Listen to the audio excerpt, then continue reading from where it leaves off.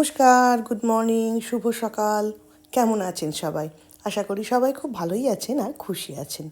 হালকা শীতের আমেজে এই শীতের আমেজটা যতদিন নেওয়া যায় আর কি। আর ব্যাস তার কিছুদিন পরেই গরম চালু হয়ে যাবে। আর আমি বলছি শতাব্দী, দূর দেশের বাসিনীর একটা ছোট্ট ব্লগ থেকে। আমার এই ছোট্ট পরিবারে ছোট্ট ব্লগে আপনাদের সবাইকে সাদর আমন্ত্রণ জানাই। আর সবাই তো এতদিনে জেনেই গেছেন, এখন আমি এসেছি ছুটি কাটাতে ইন্ডিয়াতে।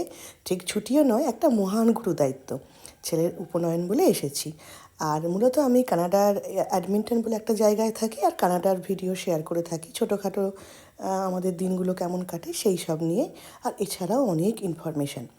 তবে এখন আমি মূলত ডেলি যে ব্লগগুলো বানাচ্ছি সেগুলোই আমাদের দিনগুলো কেমন কাটছে সেই সব নিয়েই আর কি, মানে ইন্ডিয়াতে মূলত কীভাবে আমার দিন কাটছে সেই সব। তবে বড় ভিডিও দিতে আমার বেশ দেরি হয়ে যাচ্ছে। এডিট আর ভয়েস ওভার করতে যে সময়টুকু দরকার সেটুকু আর দেওয়া যাচ্ছে না। তো আজকের ব্লগটা ছিল একেবারে আমার আসার একদম শুরুর দিকের ব্লগ। সকালটা চালু হয়েছে, একটা সুন্দর সকাল। এইরকম সকাল তো আমাদের ওখানে পাওয়াই যায় না। আমাদের তো ওখানে সবসময় কাজ, আর তাছাড়া বরফ তো জানেনই। তো আমরা এখানে যে সুন্দর আর কীভাবে দিনটা চালু হয় সেটা কিন্তু ওখানে এইভাবে পাই না। এই যে ফুলটা দেখছেন এটা হয়তো অনেকেই জানেন, এটা হচ্ছে চাঁপা। তো এটা হচ্ছে স্বর্ণ চাঁপা, আর ভীষণ সুন্দর গন্ধ। আর আমাদের বাড়িতে যে চাঁপা গাছটা আছে সেটা না সারা বছর এরকম সুন্দর সুন্দর ফুল দেয় আমাদেরকে। কিন্তু মুশকিল হলো চাঁপা গাছটা এতটাই বড়, তো আমরা তার সুগন্ধটা খুব কম পাই। উপরের দিকে ডালেই সমস্ত আর কি ফুলগুলো, সেই জন্য পাড়া সেরকম যায় না। এইরকমই কাছাকাছি আর কি একটা ফুল হয়েছিল, ভাবলাম ছবি তুলে রাখি। তো বাড়িতে প্রথমে এসেই যেটা আমি করেছি সেটা হচ্ছে ছাদে উঠে চারদিকটা একবার ভালো করে চোখ বুলিয়ে নেওয়া। এত চেঞ্জেস হয়েছে, মানে এত পরিবর্তন হয়েছে যে কি বলবো। এখন আর কাঁচা বাড়ি, মাটির বাড়ি দেখাই যায় না, সবারই প্রায় পাকা বাড়ি। তো ছাদে উঠে একটুখানি বেশ হাঁটাচলা করলাম, আর আমাদের বাড়ির গাছপালাগুলোও একটু দেখে নিলাম। তারপর ভাবলাম চলুন পায়ে পায়ে আমাদের একটু গ্রামের আশেপাশের দিকটা ঘুরে আসি। ততক্ষণে বেশ সকাল হয়ে গেছে। এখন সকাল প্রায় বাজে 7:30টার মতো। এখন যেহেতু ভোরের দিকে বেশ কুয়াশা আসছে আর ঠান্ডাটাও থাকছে, সেই জন্য আমি আর এই সকাল সকাল হাঁটতে বেরোইনি। তো একটু দেরি করে বেরিয়েছি।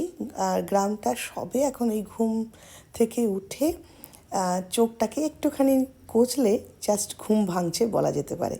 তো সেই রকমই চারপাশটা দেখার জন্য বেরিয়েছি। এইটা গ্রামের যেটা দেখছেন সেটা হচ্ছে খুব পুরনো একটা পাড়া, যেটা হচ্ছে রায়পাড়া। তো সেই জায়গাটায় আমি একটু ঘুরছি। আর এতদিনে তো সবাই বুঝতেই পেরে গেছেন আমি একটা ভীষণ ছোট্ট গ্রাম থেকে বিলংস করি। আমার কোনো শহর নয়। যারা গ্রাম দেখতে পছন্দ করেন বা যদি ইন্ডিয়ার বাইরেও কোনো বন্ধু আমার ভিডিও দেখে তাহলে তাদের আশা করি ভালো লাগবে। এটা মানে এই জায়গাটা হচ্ছে ওয়েস্ট বেঙ্গলের হুগলি ডিস্ট্রিক্টের দশঘরা বলে একটা গ্রামে। আর এই যে তোরণটা দেখছেন এইটা হচ্ছে ঢোকার গেটটা, যেটা রায়বাড়ির ঢোকার গেট আমরা বলি। বহু বহু বছর আগে মানে আমি যখন বিয়ে হয়ে এখানে এসে তখনও এটি ছিল, তার আগে কতদিন থেকে ছিল কেউ জানে না। তো বহু বছর আগে এখানে যে জমিদার ছিলেন তিনি হচ্ছেন রায়দের বংশধর।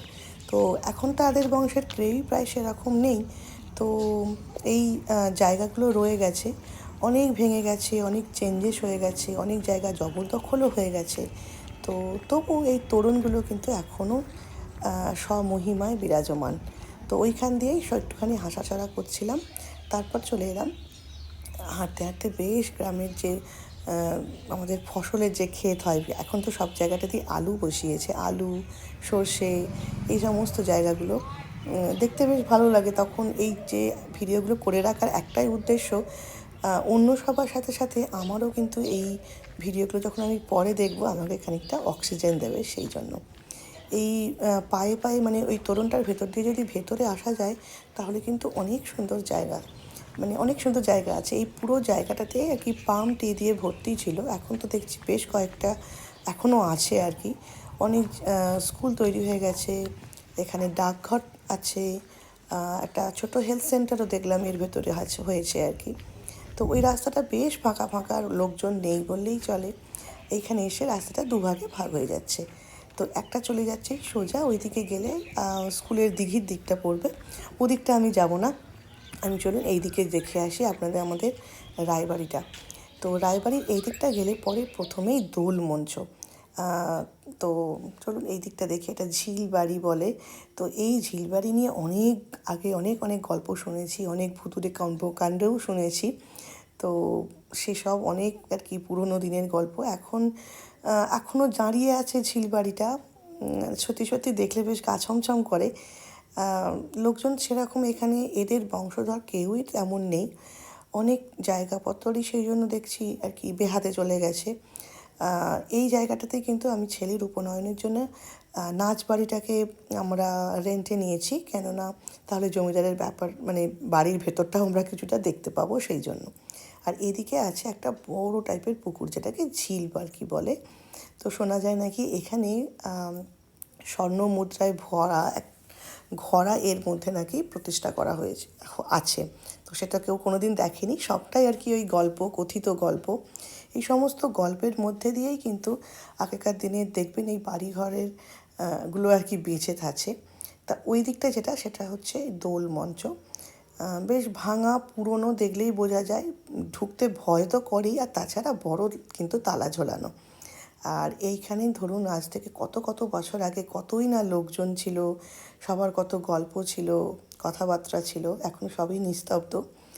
আর এখানে হতো আর কি দোল খেলা, এখনও হয়, সেটা আর আগেকার মতো ওই রকমভাবে আড়ম্বরপূর্ণ না হলেও এখনও আর কি অল্প স্বল্প হয়।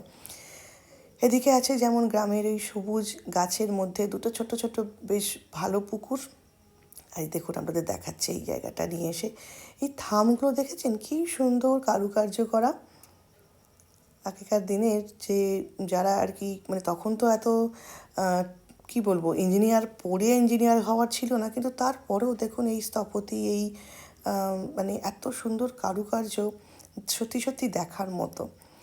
আর কাকে কোথা থেকে দেখছেন জানি না, যদি এদিকে কখনো আসেন তাহলে অনুরোধ রইল এই জায়গাটা একবার ঘুরে দেখার জন্য।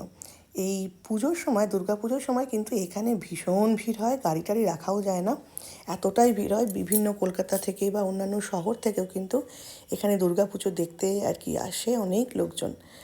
আর একটু এগোলেই যেটা হবে সেটা হচ্ছে আমাদের এই দেখুন রায়বাড়িটা। আর এখানেই হয় খুব সুন্দরভাবে একটা দুর্গাপুজো। দুর্গাপুজোর সময় এদিকে একবার চাইলে ঘুরে যেতেও পারেন। তো আমি তো এই জায়গাগুলো ভীষণভাবে মিস করি।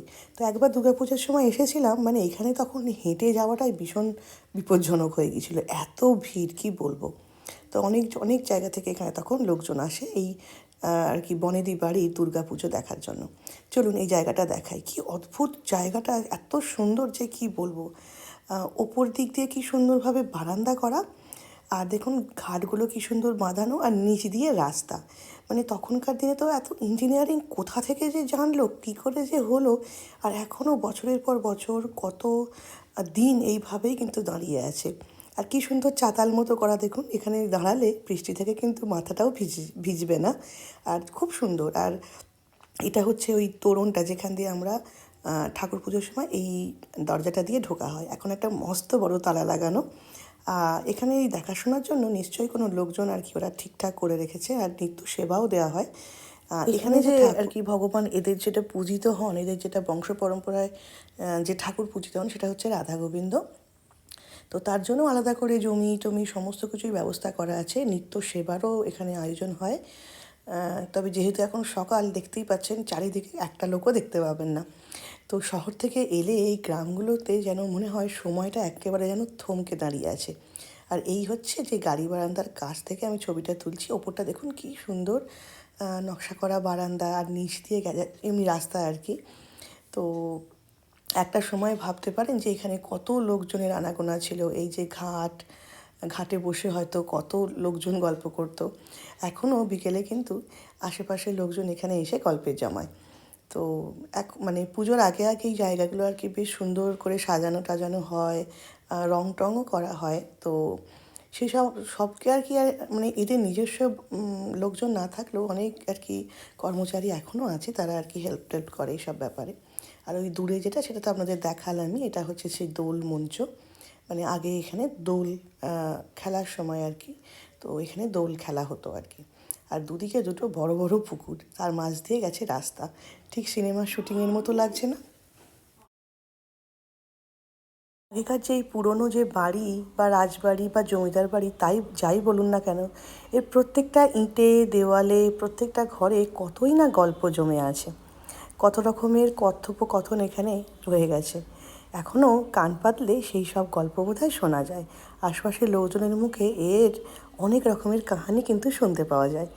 তো এই যে মানে দেখছেন আর কি, এই রায়বাড়িতে যেখানটায় দুর্গাপুজো হয়, এইখানে কিন্তু বাড়িওয়ালি বলতে একটা সিনেমা ছিল, যেটাতে রাখি গুলজার আর কি অভিনয়ত, আর চিরঞ্জিত ছিল। একটা খুব সুন্দর সিনেমা, হয়তো অনেকেই দেখে থাকবে। তো এই বাড়িটাতে কিন্তু তখন শুটিং হয়। তো আজ থেকে বেশ অনেক বছর আগেকার কথা আর কা, আমি তো দেখেছি তাও ধরুন 10-15 বছর আগে, তো তারও আগে নির্মিত। তো সেই সময় কিন্তু পুরো আর কি ইউনিট, পুরো এই সিনেমা জগতের অনেক নামি দামি লোক কিন্তু এইখানে এসে তখন ভিড় জমিয়েছিলেন। এরকম আর কি অনেক ছোটোখাটো সিনেমায় কিন্তু এখানেই শুটিং করা হয়েছে।